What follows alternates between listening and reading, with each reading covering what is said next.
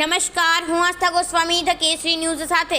લિફ્ટમાંથી ટ્રકમાં બેઠેલી મહિલા ઉપર ડ્રાઈવરે દુષ્કર્મ આચર્યા બાદ 1.5 વર્ષની બાળકીને નીચે ફેંકી ટાયર નીચે કચડાતા મોત. ધ્રાંગધ્રા ધંધુકા રૂટની એસટી બસમાં ભૂલાઈ ગયેલા 2.5 લાખના ચાંદીના દાગીના મુસાફરને પરત કર્યા. મૂકબધિર યુવતી બહેનપણીને મળવા નીકળ્યા બાદ ગુમ. સગીરા ઉપર બદકામ કરનાર 3 સગીર સામે ગુનો. ક્ષત્રિય સમાજ અંગે ઇન્સ્ટાગ્રામમાં પોસ્ટ કરનાર યુવક સામે ડાકોરમાં પોલીસ ફરિયાદ નોંધાઈ. 3 વર્ષ માટે કાર્યકારીણા સમિતિઓની રચના કરવામાં આવી. નવા તાલુકા પ્રમુખની દરખાસ્ત સર્વાનુમતે સ્વીકારાઈ. વડોદરા અમલીયારા પાસેથી પ્લાસ્ટિકના દાણાની આડમાં લઈ જવાનો 3.83 લાખનો દારૂ ઝડપાયો. બાલાજી રેસિડેન્સી નવા નરોડા ખાતે નાઇટ ક્રિકેટ ટુર્નામેન્ટનું આયોજન કરવામાં આવ્યું. જામનગરનું સામાન્ય પ્રવાહનું 91.39%, વિજ્ઞાન પ્રવાહનું 90.34% પરિણામ આવ્યું. સારું પરિણામ આવતા વિદ્યાર્થીઓમાં ખુશીનો માહોલ. અમદાવાદના CETP પ્લાન્ટમાંથી ગંદુ પાણી છોડતા ક્લોઝર નોટિસ બાદ પણ વધુ 1 મહિનાનો સમય આપતા વિવાદ.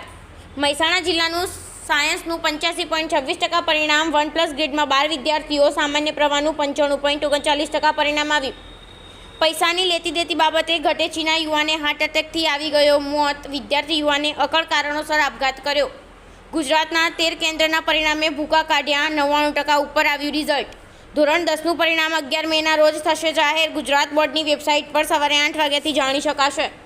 ગુજરાત બોર્ડ ધોરણ 12 સામાન્ય પ્રવાહમાં કુલ 91.93%. ઐતિહાસિક પરિણામ. સૌથી વધુ બોટાદ જિલ્લામાં 96.40% પરિણામ. હવે નવનીતરાના 15 સેકન્ડવાળા નિવેદન પર અસઉદ્દીન ઓવૈસીને આપી પ્રતિક્રિયા. કહ્યું, 1 કલાક લઈ લો, અમે નથી ડરતા.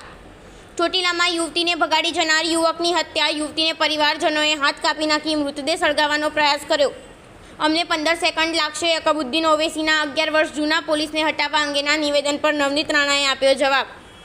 ધોરણ 12 સામાન્ય પ્રવાહનું છેલ્લા કેન્દ્રનું સૌથી વધુ 99.61% અને ખાવડા કેન્દ્રનું સૌથી ઓછું 51.11% રિઝલ્ટ. ટ્રમ્પે 2006માં યૌન સંબંધ બાંધ્યા હતા. યૌન સ્ટાર સ્ટોમી કેલેન્ડિયસ કોર્ટમાં નિવેદન આપ્યું. વધતા તણાવ વચ્ચે ભારતીય ચેતવણી. કહ્યું, કેનેડામાં શીખ અલગતાવાદી જૂથોએ